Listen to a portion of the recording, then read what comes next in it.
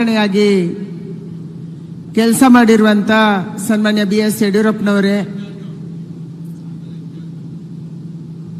ಕರ್ನಾಟಕದಲ್ಲಿ ಸಕಾಲದ ಮೂಲಕ ಆಡಳಿತ ವ್ಯವಸ್ಥೆಯಲ್ಲಿ ಸುಧಾರಣೆಯನ್ನು ತರುವುದಕ್ಕೆ ವಿಶೇಷವಾಗಿ ಪ್ರಯತ್ನ ಮಾಡಿರುವಂತ ನಮ್ಮ ಹಿರಿಯರು, ಬೆಂಗಳೂರು ಉತ್ತರದ ಲೋಕಸಭಾ ಸದಸ್ಯರು, ಮಾಜಿ ಮುಖ್ಯಮಂತ್ರಿಗಳು ಆಗಿರುವಂತಹ ಸನ್ಮಾನ್ಯ ಸದಾನಂದ ಗೌಡ್ರೆ, ರಾಜ್ಯದ ಅಧ್ಯಕ್ಷರಾದ ವಿಜಯೇಂದ್ರ ಅವರೇ, ವಿರೋಧ ಪಕ್ಷದ ನಾಯಕರಾದಂಥ ಸನ್ಮಾನ್ಯ ಅಶೋಕ್ ಅವರೇ, ವೇದಿಕೆಯಲ್ಲಿರುವಂಥ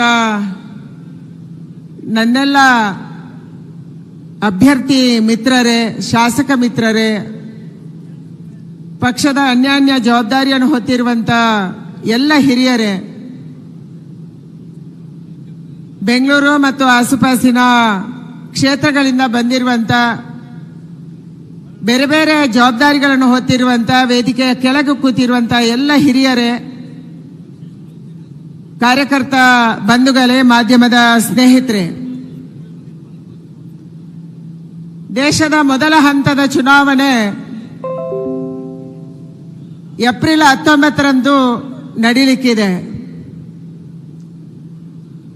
ನಾವು ಬೆಂಗಳೂರು ಮತ್ತು ಕರ್ನಾಟಕದ ದಕ್ಷಿಣ ಭಾಗದ ಕಾರ್ಯಕರ್ತರು ಕೂತಿದ್ದೀವಿ. 26 ತಾರೀಕಿಗೆ ನಡೆಯುವಂತ ಈ ಚುನಾವಣೆಯಲ್ಲಿ ಒಂದು ಅದ್ಭುತವನ್ನ ಮಾಡಬೇಕು. ಯಾವ ನರೇಂದ್ರ ಮೋದಿ ಅವರು ಕಳೆದ 1 ವರ್ಷದ ಹಿಂದೆ ಕರ್ನಾಟಕದಾದ್ಯಂತ ಓಡಾಟ ಮಾಡಿದ್ರು, ಚುನಾವಣೆಗಳನ್ನ ದೇಶದಾದ್ಯಂತ ಮಾಡಿದ್ರು, ಇವತ್ತು ಅವರ ಚುನಾವಣೆ ನಡೀತಾ ಇರುವಂತ ಸಂದರ್ಭದಲ್ಲಿ ಭಾರತೀಯ ಜನತಾ ಪಾರ್ಟಿಯ ಕಾರ್ಯಕರ್ತರು ನಮ್ಮ ಜವಾಬ್ದಾರಿ ಏನು, ನಾವೇನು ಮಾಡಬೇಕಾಗಿದೆ, ಇದನ್ನ ಅಮಿತ್ ಶಾ ಅವರು ಅವರದೇ ಆದಂತ ಭಾಷೆಯಲ್ಲಿ ಹೇಳೋರಿದ್ದಾರೆ. ಬಂಧುಗಳೇ, ದೇಶಕ್ಕೆ ಇದೊಂದು ನಿರ್ಣಾಯಕ ಚುನಾವಣೆ. 2014ರಲ್ಲಿ ನಾವು ಮೊದಲ ಬಾರಿ ಗೆದ್ದು ಪಾರ್ಲಿಮೆಂಟ್ಗೆ ಹೋದಂತ ಸಂದರ್ಭದಲ್ಲಿ ದೇಶದ ಪ್ರಧಾನಿಯಾದಂತ ನರೇಂದ್ರ ಮೋದಿ ಅವರು ಒಂದು ಮಾತು ನಮ್ಮೆಲ್ಲರನ್ನ NDAದ ಸದಸ್ಯರನ್ನ ಕೂರಿಸಿಕೊಂಡು ಹೇಳಿದ್ರು. ಹಿಂದಿನ ಸರ್ಕಾರ, UPA ಸರ್ಕಾರ, ಕಾಂಗ್ರೆಸ್ ಮಾಡಿದಂತ ಅನಾಹುತಗಳನ್ನ, ಅವರು ಮಾಡಿದಂತ ತಪ್ಪಿನ ಹೊಂಡ ತುಂಬಕ್ಕೆ ನಂಗೆ 10 ವರ್ಷಗಳು ಬೇಕಾಗಬಹುದು. ಆ ಹೊಂಡದಿಂದ ಈ ದೇಶವನ್ನ ಮೇಲಕ್ಕೆತ್ತಿ ದೇಶದಲ್ಲಿ ಅಭಿವೃದ್ಧಿ ಮಾಡೋದಕ್ಕೆ ಮತ್ತೆ ನಂಗೆ 10 ವರ್ಷಗಳನ್ನ ಈ ದೇಶದ ಜನ ಕೊಡಬೇಕು ಅನ್ನುವಂತ ಪ್ರಾರ್ಥನೆಯನ್ನ ಮಾಡಿದ್ರು. 10 ವರ್ಷಗಳು ಸಂದು ಹೋಗಿದ್ದಾವೆ. UPA ಸರ್ಕಾರ ಮಾಡಿದಂತ ತಪ್ಪುಗಳಿಂದ ಮೇಲಕ್ಕೆದ್ದು ಬಂದು ಈ ದೇಶದಲ್ಲಿ ನರೇಂದ್ರ ಮೋದಿ ಅವರು ಅಭಿವೃದ್ಧಿ ಕೆಲಸವನ್ನ ಮಾಡಿದ್ರು. ದೇಶದ ರಕ್ಷಣೆಗೆ ಆದ್ಯತೆಯನ್ನು ಕೊಟ್ಟರು. ಯಾವ ದೇಶ ಭಿಕ್ಷುಕರ ದೇಶ ಅಂತ ವಿದೇಶದಲ್ಲಿ ಕರೆಸ್ಕೊಂತ ಇತ್ತು, ಅಂತ ದೇಶಕ್ಕೆ ಇವತ್ತು ದೇಶದ ಪ್ರಧಾನಿ ಅಥವಾ ಯಾವುದೇ ಮಂತ್ರಿಗಳು ಹೋದ್ರೆ ಕೆಂಪು ಹಾಸಿನ ಸ್ವಾಗತವನ್ನ ವಿದೇಶದಲ್ಲಿ ಕೊಡ್ಲಿಕ್ಕೆ ಕಾರಣೀಕರ್ತರು ನಮ್ಮ ಪ್ರಧಾನಿ ನರೇಂದ್ರ ಮೋದಿ ಅವರು ಅನ್ನುವಂತ ಹೆಮ್ಮೆ ಇವತ್ತು ನಮ್ಮೆಲ್ಲರಿಗೂ ಇದೆ. ಪ್ರಧಾನಿಯವರ ಅಪೇಕ್ಷೆ ಇರುವಂತದ್ದು 3ನೇ ಬಾರಿಗೆ ಮತ್ತೊಂದ್ಸಾರಿ ಭಾರತೀಯ ಜನತಾ ಪಾರ್ಟಿ ಗೆದ್ದು ಬರಬೇಕು, ಈ ದೇಶದಲ್ಲಿ ಅಭಿವೃದ್ಧಿಗೆ ವೇಗ ಕೊಡಬೇಕು, ದೇಶದ ರಕ್ಷಣೆಗೆ ವ್ಯವಸ್ಥಿತವಾದಂತಹ ಒಂದು ಯೋಜನೆ ರೂಪಿಸಬೇಕು, ಜನರ ಬದುಕನ್ನ ಹಸನು ಮಾಡಬೇಕನ್ನುವಂತ ಕಾರಣಕ್ಕಾಗಿ ಅವರು ಯೋಜನೆಯನ್ನ ರೂಪಿಸ್ತಾ ಇದ್ದಾರೆ. ಬಂಧುಗಳೇ, 2014ರಲ್ಲಿ ನರೇಂದ್ರ ಮೋದಿ ಅವರು ಯಾವ್ಯಾವ ಭರವಸೆಯನ್ನ ನಮಗೆ ಕೊಟ್ಟಿದ್ರು ಅದೆಲ್ಲವನ್ನ ಈಡೇರಿಸುವಂತ ಒಂದು ಪ್ರಯತ್ನವನ್ನು ಅವರು ಮಾಡಿದ್ದಾರೆ. ಇವತ್ತು ನಮ್ಮ ಶಿಕ್ಷಣ ವ್ಯವಸ್ಥೆಯಲ್ಲಿ ಬದಲಾವಣೆ ಆಗಿದೆ.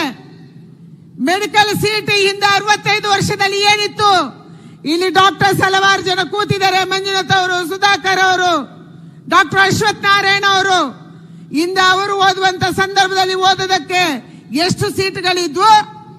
10 ವರ್ಷದ ಹಿಂದೆ ಮೆಡಿಕಲ್ ಸೀಟ್ ಎಷ್ಟಿತ್ತು? ಅದನ್ನ ಡಬಲ್ ಮಾಡುವಂತ ಕೆಲಸವನ್ನ 10 ವರ್ಷದಲ್ಲಿ ಮೋದಿ ಅವರ ಸರ್ಕಾರ ಮಾಡಿದೆ. MD ಸೀಟ್ಗಳನ್ನ ಡಬಲ್ ಮಾಡಿದೆ, ಮೆಡಿಕಲ್ ಕಾಲೇಜುಗಳನ್ನ ಡಬಲ್ ಮಾಡಿದೆ, IITಗಳನ್ನ ಡಬಲ್ ಮಾಡಿದೆ. ಇವತ್ತು ನಮ್ಮ ಮಕ್ಕಳು ಹೆಚ್ಚು ಓದಬೇಕು, ಚೆನ್ನಾಗಿ ಓದಬೇಕು ಅನ್ನೋದಕ್ಕೆ ವಿಶೇಷ ಪ್ರಯತ್ನವನ್ನ ಮೋದಿ ಸರ್ಕಾರ ಮಾಡಿದೆ. ಬಂಧುಗಳೇ, ಅಭಿವೃದ್ಧಿಯಲ್ಲಿ ಕಾಂಪ್ರಮೈಸ್ ಇಲ್ಲ, ಅಭಿವೃದ್ಧಿಯಲ್ಲಿ ಭ್ರಷ್ಟಾಚಾರ ಇಲ್ಲ. ಇದನ್ನ ಮಾಡಿ ತೋರಿಸಿದೆ. ಒಂದು ಕಾಲ ಇತ್ತು, ನೀವು ಯಾರಾದರೂ ರೈಲಲ್ಲಿ ಹೋಗುವವರಂತಿದ್ರೆ ಭಾರತೀಯ ರೈಲ್ವೆ ಅಂದ್ರೆ ವಾಸನೆ, ಭಾರತೀಯ ರೈಲ್ವೆ ಅಂದ್ರೆ ತಿಗಣೆ, ಭಾರತೀಯ ರೈಲ್ವೆ ಅಂದ್ರೆ ಜಿರಳೆ ಅನ್ನುವಂತ ಭಾವನೆ ಇತ್ತು. ಅದಕ್ಕಾಗಿ ಇವತ್ತು ಅದನ್ನ ಬದಲಾಯಿಸಿ ಅಂತಾರಾಷ್ಟ್ರೀಯ ಮಟ್ಟದಲ್ಲಿ ಭಾರತೀಯ ರೈಲ್ವೆಯನ್ನ ಎತ್ತಕ್ಕೆ ಏರಿಸಿದಂತ ಕೆಲಸವನ್ನ ನಮ್ಮ ಪ್ರಧಾನಿ ನರೇಂದ್ರ ಮೋದಿ ಅವರ ನೇತೃತ್ವದಲ್ಲಿ ಇವತ್ತು ಮಾಡಲಾಗಿದೆ. ದೇಶದ ಗಡಿಗಳನ್ನ ರಕ್ಷಣೆ ಮಾಡುವಂತ ಕೆಲಸ, ದೇಶದಲ್ಲಿ ಅಭಿವೃದ್ಧಿ ಮಾಡುವಂತ ಕೆಲಸಕ್ಕೆ ಯಾವೊಂದು ಮೋದಿ ಕಾಂಪ್ರಮೈಸ್ ಮಾಡಿಲ್ಲ.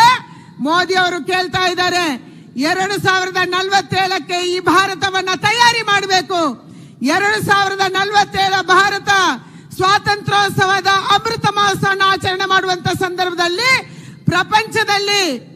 ಪ್ರಪಂಚದ ಮಧ್ಯೆ ಭಾರತ ನಂಬರ್ 1 ಜಾಗಕ್ಕೆ ಹೋಗಬೇಕು.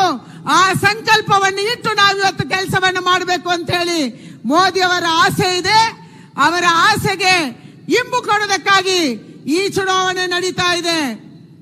400 ಪಾರ್ ಅನ್ನುವಂತ ಮಾತನ್ನ ಮೋದಿ ಅವರು ಹೇಳಿದ್ದಾರೆ.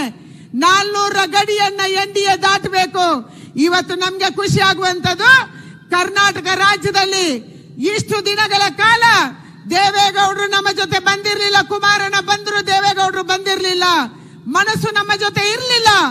ಆದ್ರೆ ಇವತ್ತು ನರೇಂದ್ರ ಮೋದಿ ಅವರ ವ್ಯಕ್ತಿತ್ವದ ಕಾರಣಕ್ಕಾಗಿ, ಅವರ ಅಭಿವೃದ್ಧಿಯ ಕೆಲಸದ ಕಾರಣಕ್ಕಾಗಿ ದೇವೇಗೌಡರಂತ ಹಿರಿಯ ನಾಯಕರು ಕೂಡ ಕರ್ನಾಟಕದಲ್ಲಿ ನಿಂತು ಹೇಳಿದ್ರು, ಡೆಲ್ಲಿಯಲ್ಲಿ ನಿಂತು ಹೇಳಿದ್ರು, ನರೇಂದ್ರ ಮೋದಿ ಅಂತ ಒಬ್ಬ ವ್ಯಕ್ತಿ ಈ ದೇಶಕ್ಕೆ ಬೇಕು, ಮತ್ತೆ ಅವರನ್ನು ಪ್ರಧಾನಿ ಮಾಡುವುದಕ್ಕೆ ನಾನು ಬೆಂಬಲ ಕೊಡ್ತೀನಿ ಅಂತ ಹೇಳಿ ಇವತ್ತು ಬೆಂಬಲವನ್ನ ಕೊಟ್ಟು ನಮ್ಮ ಜೊತೆ ಬಂದಿದ್ದಾರೆ. ನಮ್ಮ ಗುರಿ ಇರುವಂತದ್ದು JDS ಮತ್ತು ಬಿಜೆಪಿ ಎರಡೂ ಸೇರಿ ಕರ್ನಾಟಕದಲ್ಲಿ 28ಕ್ಕೆ 28 ಸೀಟ್ಗಳನ್ನು ಗೆಲ್ಲಬೇಕು. ಅದಕ್ಕಾಗಿ ನಾವು ಇವತ್ತು ಕೆಲಸ ಮಾಡಬೇಕಾಗಿದೆ. ಎಲ್ಲಿ JDS ಸ್ಪರ್ಧೆ ಮಾಡಿದೆ ಅಲ್ಲಿ ಬಿಜೆಪಿ, ಎಲ್ಲಿ ಬಿಜೆಪಿ ಸ್ಪರ್ಧೆ ಮಾಡಿದೆ ಅಲ್ಲಿ JDS ಒಟ್ಟಾಗಿ ನಿಂತು ಪರಸ್ಪರ ಹೊಂದಾಣಿಕೆಯಿಂದ ಕೆಲಸ ಮಾಡಿದ್ರೆ, ನಮ್ಮ ಬೂತ್ ಅಲ್ಲಿ ನಾವು ಕೆಲಸ ಮಾಡಿದ್ರೆ 100ಕ್ಕೆ 100 ಮೋದಿ ಗೆಲ್ತಾರೆ. ಮೋದಿ ಅವರ ಒಂದು ದುಃಖ ಇದೆ. ಯಾವಾಗ್ಲೂ ಬೆಂಗಳೂರು ಅವರನ್ನು ಕಂಡ್ರೆ ಒಂದು ಮಾತು ಹೇಳ್ತಾರೆ, ಬೆಂಗಳೂರು ಜನ ಎಲ್ಲ ಸರಿ ಇದೆ ಆದ್ರೆ ಓಟಿಗೆ ಬರಲ್ಲ ಅಂತ ಹೇಳ್ತಾರೆ. ಇದು ಸತ್ಯನೂ ಹೌದು. ಕಳೆದ ಬಾರಿ ನಮ್ಮೆಲ್ಲ ಸಂಸದರಿಗೆ 52, 53, 54% ವೋಟ್ ಆಗಿದೆ. ಆದ್ರೆ ಈ ಸಾರಿ ನಾವೆಲ್ಲರೂ ಕಾರ್ಯಕರ್ತರು, ನಮ್ಮ ಗುರಿ ಇರುವಂತದ್ದು ಮನೆ ಮನೆಗೆ 1 ಸಾರಿ 2 ಸಾರಿ 3 ಸಾರಿ ಹೋಗ್ಬೇಕು, ಜನರನ್ನ ಕರ್ಕೊಂಡು ಬರಬೇಕು. ಓಟಿನ ದಿನ 90% ವೋಟ್ ಮಾಡುವಂತ ಗುರಿಯೇ ಅದು ನಮ್ಮ ಕಾರ್ಯಕರ್ತರ, ನಮ್ಮೆಲ್ಲರ ಗುರಿ ಆಗಬೇಕು. ಆವಾಗ ನಂಬರ್ 1 ಪಾರ್ಟಿ, ಪ್ರಪಂಚದ ನಂಬರ್ 1 ಪಾರ್ಟಿ ಭಾರತೀಯ ಜನತಾ ಪಾರ್ಟಿ, ಆ ಕಾರ್ಯಕರ್ತರು ನಾವು ಕೂತಿದ್ದೀವಿ. ನಂಬರ್ 1 ಪಾರ್ಟಿ, ನಂಬರ್ 1 ಮತದಿಂದ ಇವತ್ತು ಗೆದ್ದು ಬರುವಂತ ಅಗತ್ಯ ಇದೆ. ಆ ಕೆಲಸವನ್ನ ನಾವೆಲ್ಲರೂ ಮಾಡೋಣ ಅನ್ನುವಂತ ಮಾತನ್ನು ಹೇಳಿ, ನಾವು ಇವತ್ತು ಅಮಿತ್ ಶಾ ಅವರು ಬಂದಾಗ ಅವರಿಗೆ ಈ ಉತ್ಸಾಹವನ್ನ ತೋರಿಸಬೇಕಾಗಿದೆ. ಒಟ್ಟಾಗಿ ಕೆಲಸ ಮಾಡ್ತೀವಿ ಅನ್ನುವಂತ ಸಂದೇಶವನ್ನ ನಾವು ಕೊಡಬೇಕಾಗಿದೆ. ಅದಕ್ಕಾಗಿ ಒಂದ್ಸಾರಿ ಜೋರಾಗಿ ಹೇಳಿ, ನಾಳೆ ನಾನು ನಾಮಿನೇಷನ್ ಆಗ್ತಾ ಇದ್ದೀನಿ, ಎಲ್ಲ ಕಾರ್ಯಕರ್ತರು ದಯಮಾಡಿ ಬರಬೇಕು. ಆದ್ರೆ ಇವತ್ತು ಯಾವ ಸರ್ಕಾರ, ಮೋದಿ ಸರ್ಕಾರ ಹೇಳಿದೆ ಅದರಂತೆ ನಡ್ಕೊಂಡು ರಾಮ ಮಂದಿರ ಅಲ್ಲೇ ಆಗಿದೆ. ನಾವೆಲ್ಲ ಇಟ್ಟಿಗೆ ಒತ್ತಂತವರು ಹಲವಾರು ಜನರ ಮುಖ ಇಲ್ಲಿ ಕಾಣಿಸ್ತಾ ಇದೆ. ಕೇಳ್ತಾ ಇದ್ರು ಕಾಂಗ್ರೆಸ್ ಅವರು, ಇಟ್ಟಿಗೆ ಎಲ್ಲೋ ಆಯ್ತು ಅಂತ ಹೇಳಿ.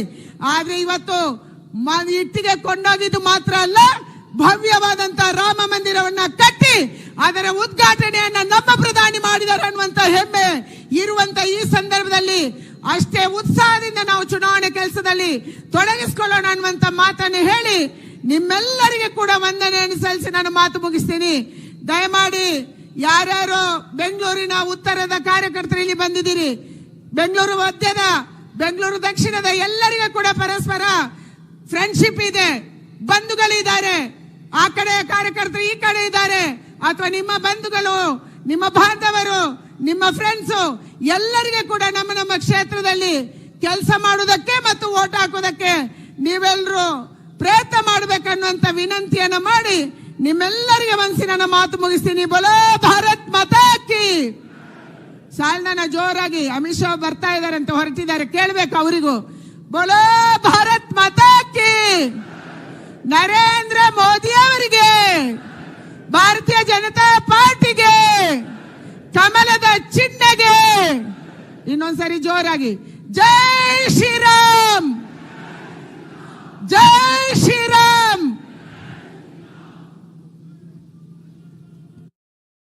ತಮ್ಮ